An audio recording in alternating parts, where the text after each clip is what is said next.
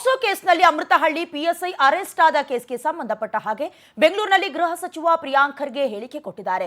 1 ವರ್ಷದ ಹಿಂದೆ ನಡೆದಿದ್ದ ಪ್ರಕರಣ ಮೊನ್ನೆ ಬೆಳಕಿಗೆ ಬಂದಿದೆ ಅನ್ನುವ ವಿಚಾರವನ್ನ ಕೂಡ ಹೇಳಿಕೆಯ ಮೂಲಕ ಕೊಟ್ಟಿದ್ದಾರೆ. ಮೊನ್ನೆ ಸಂಜೆಗೆ ಆತನನ್ನ ಅಂದ್ರೆ ಪಿಎಸ್ಐ ಅನ್ನ ಅಮಾನತು ಮಾಡಲಾಗಿದೆ. ಸ್ಟೇಷನ್ಗಳಲ್ಲಿ ಇಂತಹ ಘಟನೆಗಳು ನಡೆಯಬಾರದು ಅನ್ನೋದಾಗಿ ಹೇಳಿಕೆಯನ್ನ ಕೊಟ್ಟಿದ್ದಾರೆ. ಹಾಗೆ ಇಂತಹ ಸಿಬ್ಬಂದಿ ಹೇಗೆ ಆಯ್ಕೆ ಆಗ್ತಾರೋ ಗೊತ್ತಾಗೋದಿಲ್ಲ, ನಾಚಿಕೆ ಆಗತ್ತೆ ಅಂತ, ಇದನ್ನ ಸಹಿಸಿಕೊಳ್ಳೋದಕ್ಕೂ ಆಗೋದಿಲ್ಲ ಅಂತ ಪ್ರಿಯಾಂಕ್ ಖರ್ಗೆ ಹೇಳಿಕೆಯನ್ನ ಕೊಟ್ಟಿದ್ದಾರೆ. ವಿಚಾರಣೆಯ ನೆಪದಲ್ಲಿ ಅಪ್ರಾಪ್ತ ಬಾಲಕರಿಗೆ ಲೈಂಗಿಕ ಕಿರುಕುಳ ನೀಡುತ್ತಿದ್ದ ವಿಚಾರಕ್ಕೆ ಸಂಬಂಧಪಟ್ಟ ಹಾಗೆ 1 ವರ್ಷದ ನಂತರದಲ್ಲಿ ಪೊಲೀಸ್ ಸಬ್ ಇನ್ಸ್ಪೆಕ್ಟರ್ ಒಬ್ರು ಕೊತ್ತನೂರು ಠಾಣೆಯ ಪೊಲೀಸರು ಬಂಧಿಸಿದ್ರು. ಈಗ ಪೋಕ್ಸೋ ಕಾಯ್ದೆಯಡಿ ಪಿಎಸ್ಐ ಅನ್ನ ಅರೆಸ್ಟ್ ಮಾಡಲಾಗಿದೆ.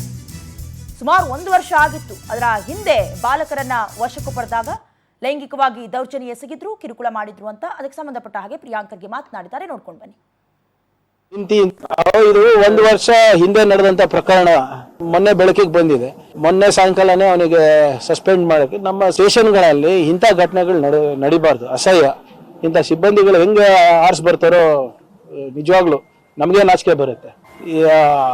ಅವರೇ ನಿಂತು ಇಂತೆಲ್ಲ ಮಾಡಿಸಿ ಅವರೇ ರೆಕಾರ್ಡಿಂಗ್ ಮಾಡ್ತಾರೆ ಅಂದ್ರೆ ನೋಬಡಿ ವಿಲ್ ಬಿ ಸ್ಪೇರ್ಡ್. ಇದು 1 ವರ್ಷ ಹಿಂದೆ ನಡೆದಂತ ಪ್ರಕರಣ ಮೊನ್ನೆ ಬೆಳಕಿಗೆ ಬಂದಿದೆ.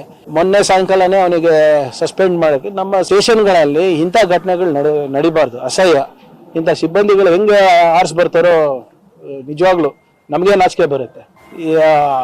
ಅವರೇ ನಿಂತು ಇಂತೆಲ್ಲ ಮಾಡಿಸಿ ಅವರೇ ರೆಕಾರ್ಡಿಂಗ್ ಮಾಡ್ತಾರೆ ಅಂದ್ರೆ ನೋಬಡಿ ವಿಲ್ ಬಿ ಸ್ಪೇರ್ಡ್. ಇದು 1 ವರ್ಷ ಹಿಂದೆ ನಡೆದಂತ ಪ್ರಕರಣ ಮೊನ್ನೆ ಬೆಳಕಿಗೆ